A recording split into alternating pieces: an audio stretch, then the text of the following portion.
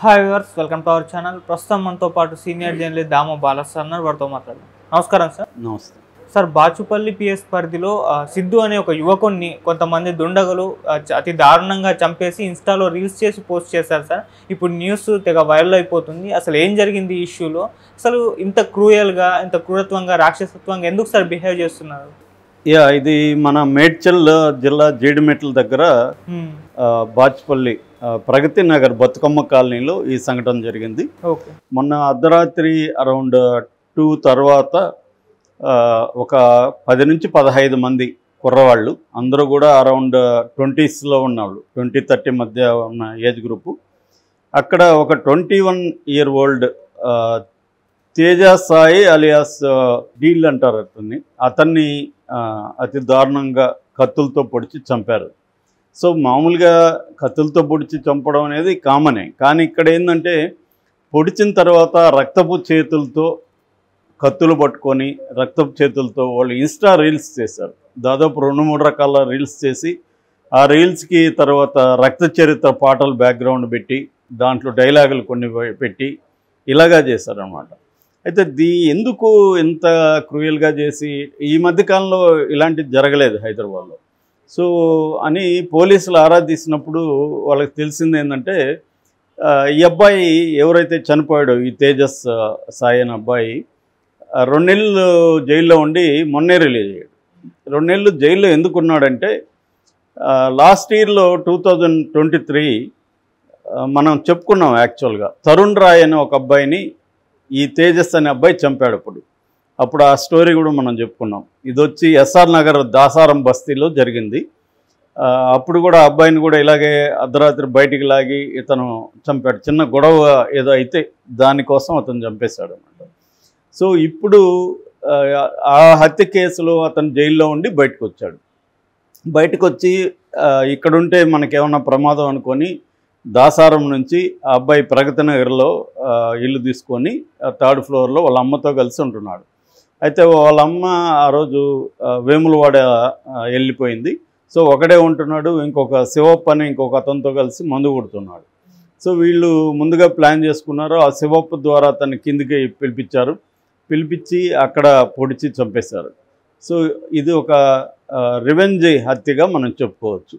అయితే ఈ బిహేవియర్ ఏదైతే ఉందో, అంటే కత్తులు పట్టుకొని బ్లడ్తో రీల్స్ చేయడం, డ్యాన్స్ చేయడం, ఒక హల్చల్ చేయడం, ఇదంతా చేశారంటే వీళ్ళ ఒక అబ్నార్మల్గా ఉంది వీళ్ళ బిహేవియర్.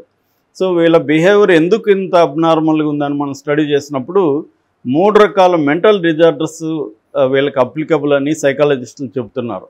ఆ 3 రకాలు ఏవంటే, ఫస్ట్దేమో అపోజిషనల్ డిఫియంట్ డిజార్డర్ అంటారు దాన్ని, ODD. ఇది చిన్నపిల్లల్లో ఉంటుంది. అంటే వీళ్ళల్లో టెంపర్ ఎక్కువగా ఉంటుంది, అంటే కోపం ఎక్కువ ఉంటుంది. ప్రతిదానికి మనం ఏం చెప్పినా ఆర్గ్యూ చేస్తుంటారు మనతో. మనం చిన్న నువ్వు ఇలా సరిదిద్దుకో అన్నా కూడా ఆర్గ్యూ చేస్తూనే ఉంటారు, ఎంతసేపటి కన్విన్స్ కారు. తర్వాత ఇది కావాలనే ధిక్కరిస్తూ ఉంటారు.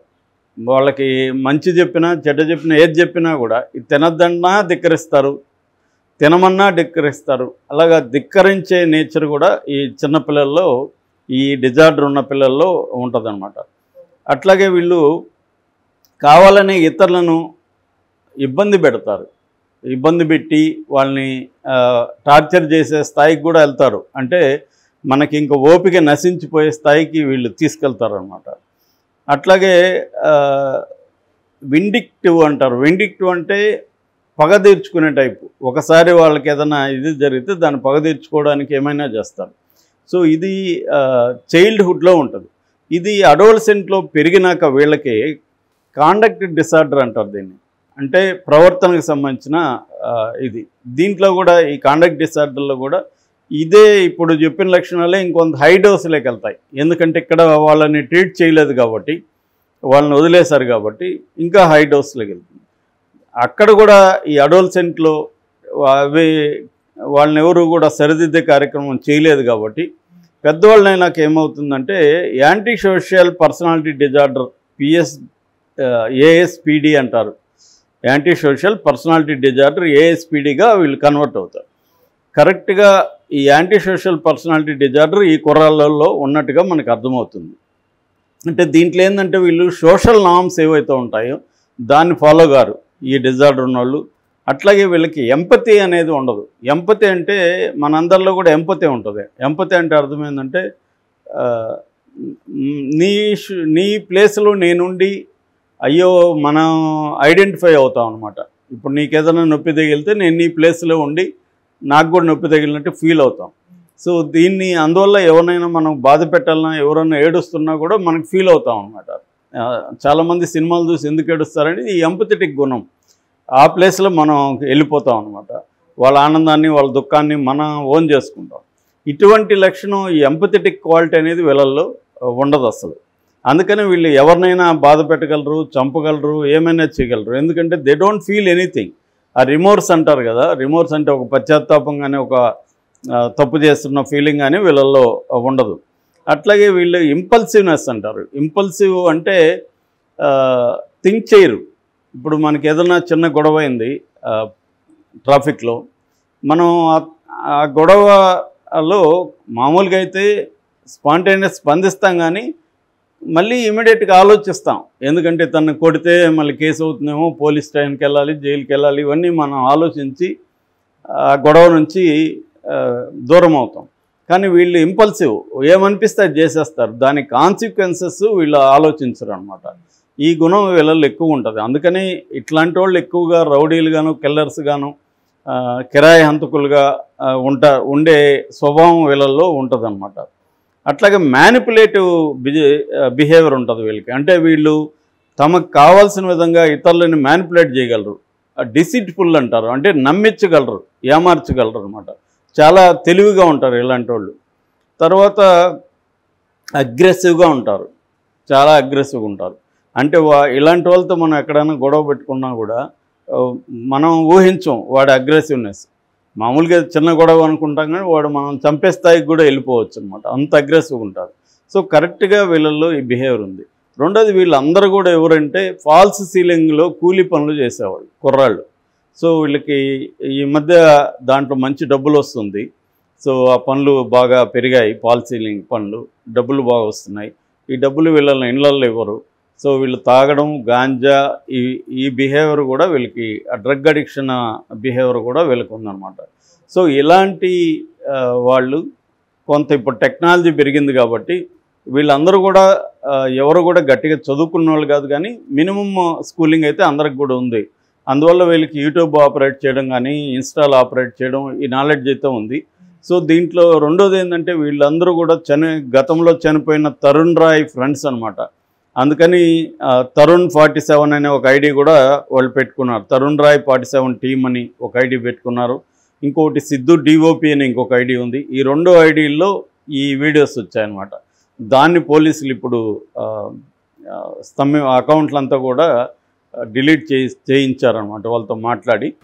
సో ఇప్పుడు పోలీసులు వాళ్ళ అందరూ దొరకలేదు, వెతుకుతున్నారు. దీని మీద ఇంకా పరిశోధిస్తున్నారు. ఇప్పుడు అక్కడ ఆ స్పాట్నంతా కూడా వాళ్ళు ఎవిడెన్స్ జోన్గా డిక్లేర్ చేసి అక్కడికి ఎవరిని వెళ్ళనీయట్లేదు. సో పోలీసులు ఏంటంటే వీళ్ళకి కొంత సైకాలజిస్టులతో కూడా మాట్లాడుతున్నట్టు తెలిసింది. అంటే వీళ్ళ బిహేవియర్ని కరెక్ట్గా తయారు చేయాలని. మామూలుగా అయితే వెస్ట్లో, అమెరికా లాంటి దేశాల్లో ఇటువంటి కిల్లర్స్ ఉన్నప్పుడు ప్రొఫైలింగ్ చేస్తారు అన్నమాట. అంటే మెంటల్ ప్రొఫైలింగ్, సైకలాజికల్ ప్రొఫైలింగ్ చేస్తారు. ఎందుకంటే దానివల్ల ఇలాంటి వాళ్ళని ఎలా ట్రీట్ చేయాలి అనేది ఒక ఐడియా వస్తుంది. సో కానీ మన దేశంలో ఇంకా అటువంటి సొఫిస్టికేట్ మెథడ్స్ రాలే. రెండోది ఏంటంటే ఇలాంటి వాళ్ళని జైల్లో వేసేటప్పుడు కూడా వీళ్ళకి సపరేట్గా పెట్టాలి. కాకపోతే అది కూడా జరగట్లేదు. వీళ్ళని ఏంటంటే మామూలు ఖైదీల స్థాయికి తీసుకెళ్తే వీళ్ళు అక్కడ కూడా వేరే ఖైదీలను ఇచ్చేయడం. రెండోది వీళ్ళని గుంపుగా వేయకూడదు. ఇలాంటి వాళ్ళు ఉన్నప్పుడు వాళ్ళని విడివిడిగా ఒక్కొక్క దగ్గర వేయాలి. లేకపోతే ఏమవుతుందంటే వీళ్ళందరూ మళ్ళీ అక్కడ కూడా ఇదే కార్యక్రమాలు చేస్తారు. అక్కడ రౌడీజం చేయడం, అక్కడ ఆల్రెడీ కొంతమంది ఇలాంటి వాళ్ళు ఉంటారు కాబట్టి వీళ్ళు కలవడం, ఇటువంటి ఇంకా వాళ్ళు ఏం చేస్తారంటే బయటకు వచ్చినాక ఇంకా రెట్టింపు ఉత్సాహంతో, రెట్టింపు ఆర్గనైజేషన్ స్కిల్స్తో వాళ్ళు, అంటే జైలు కూడా ఒక పాఠశాల లాంటిది అయిపోతుంది అన్నమాట వాళ్ళకి. సో అందుకని వీళ్ళని జైల్లో కూడా సపరేట్గా పెడతారు. Okay sir, thank you so much.